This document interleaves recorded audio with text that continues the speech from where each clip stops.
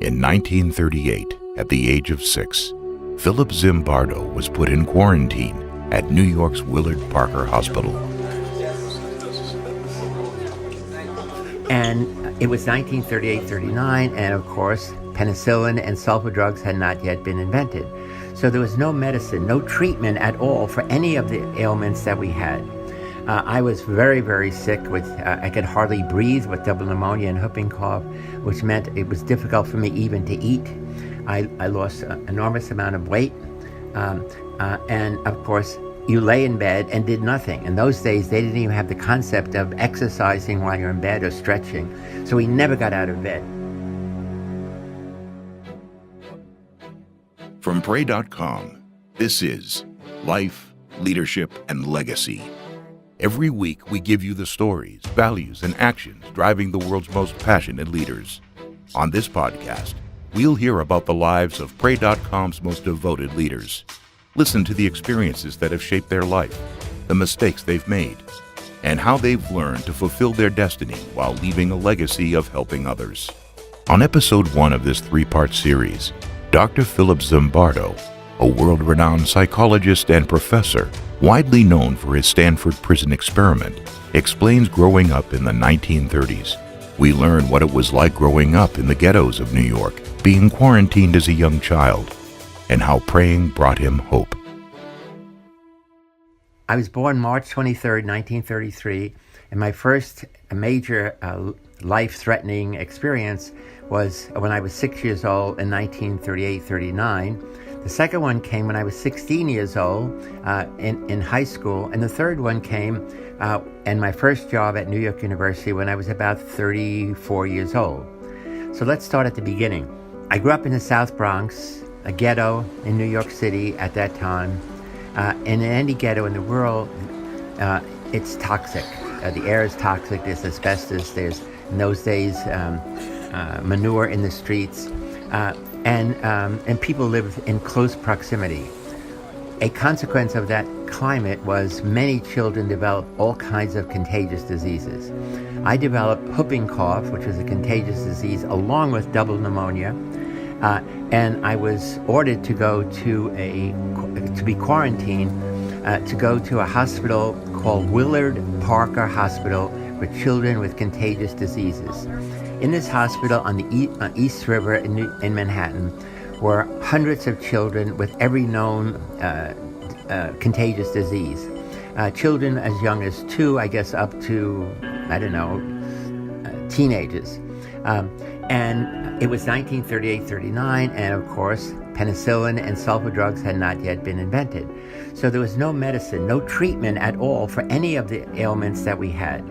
I was very, very sick with, I could hardly breathe with double pneumonia and whooping cough, which meant it was difficult for me even to eat. I lost an enormous amount of weight. And of course, you lay in bed and did nothing. In those days, they didn't even have the concept of exercising while you're in bed or stretching. So we never got out of bed. And what happened, of course, is children died all the time. Curiously, it seemed as if children died during the night, or from my perspective as a little 5-6-year-old, when I awoke, I tell the nurse, "Where's Billy?" And she said he went home. "Where's Mary?" The nurse said she went home. Why didn't they say goodbye? Well, they were in a hurry to leave, and they left their goodbyes with me to tell you. Well, it was a conspiracy of denial between the nurses and the patients, us, because we knew they were dead, but we couldn't admit that because then we'd have no hope. My hope came mostly from praying.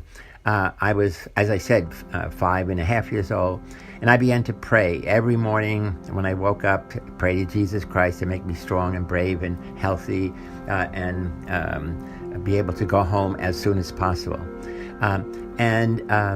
I also used this time, I was there for 6 months. I used this time creatively. I learned to read and write from comic books.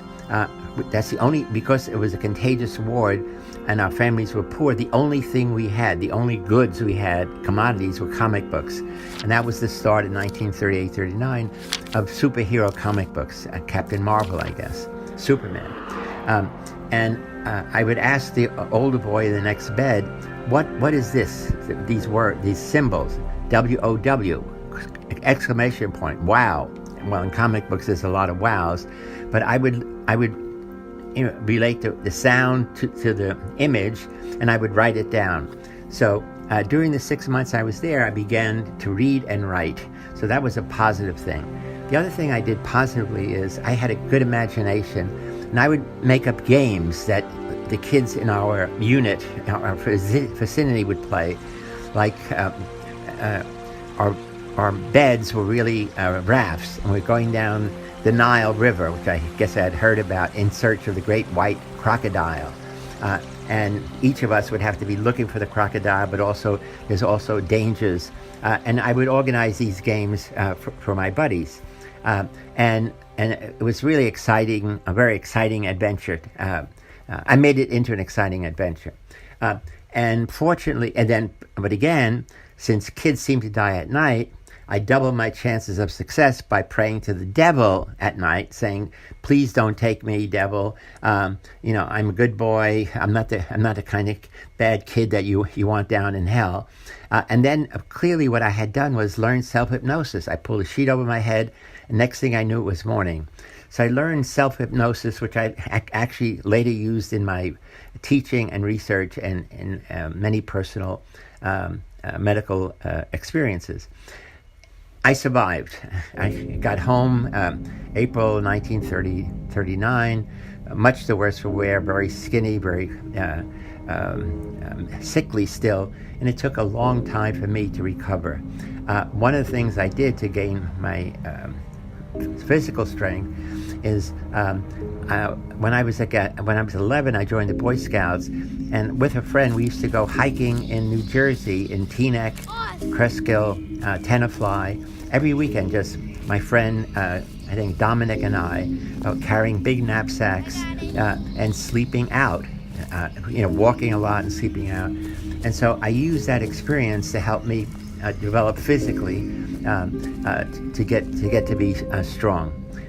The other thing was, because I was sickly, I was always, never chosen for the stickball games and stuff. And I learned what it meant to be a leader. I looked around to see what did kids do who were the leader, and I decided my life was not to be a follower. Followers are boring. Leaders make things happen, like I did in the hospital. So leaders are creative, come up with good ideas, and I had other principles, which I'll talk about in our next series when we talk about leadership. So I became a leader, meaning I was a captain of the team, president of my class. And then in when I was a high school junior, I guess it was, I don't remember now what year that was, 1947, my family moved from the Bronx to North Hollywood, California, because my father's family was all there. And I went into high school, and it was the most beautiful, incredibly gorgeous high school with palm trees and everything. An amazing thing happened. I'm greeting everybody, "Hi, I'm Phil Zimbardo," and I was shunned, meaning not a single person talked to me, not a single person sat down next to me. When I went to the cafeteria and sat down, kids around would get up and walk away, and I just didn't understand. And this happened every day, day after day. And it was a contrast of being a popular kid in the Bronx and being, ignored, shunned in North Hollywood. And I developed psychosomatic asthma as a consequence. And I was really, really sick. And since we were poor, we didn't have money for medication. And so ultimately, my sickness was the excuse that my family could use for us to go back to the Bronx at the end of the year. I should say that the whole experience with my family was really not very good. My father didn't get the job that was promised to him, and we were even poorer in this wonderland of North Hollywood, California, than we had been in the Bronx.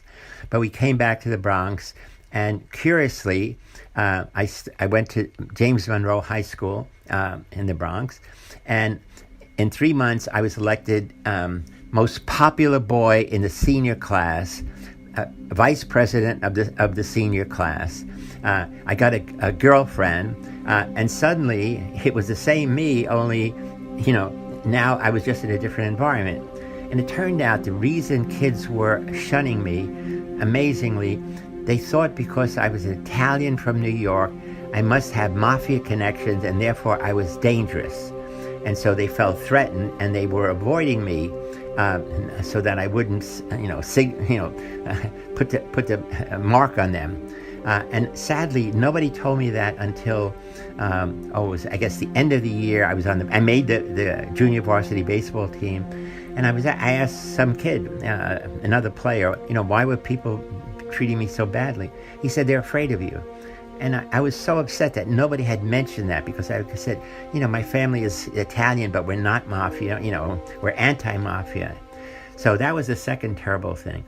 And the last thing that happened was I got my first job at New York University in the Bronx, and I worked really hard. I was publishing. I published many journal articles. I was doing lots of original research.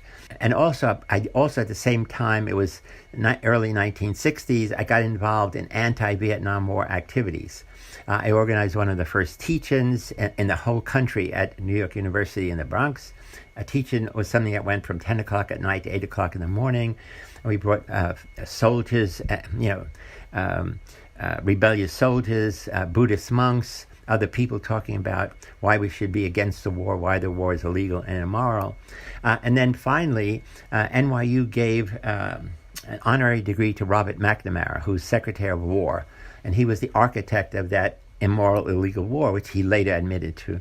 And I organized a walkout. As soon as they mentioned his name, hundreds of students, faculty, and parents got up at the graduation and simply walked out. It was very respectful, but it made the New York Times the next day. Instead of being positive, it worked against me with the administration at NYU. I was supposed to come up for tenure with a raise in salary, and instead, the chairman of the department said I needed time to mellow. I was too brash.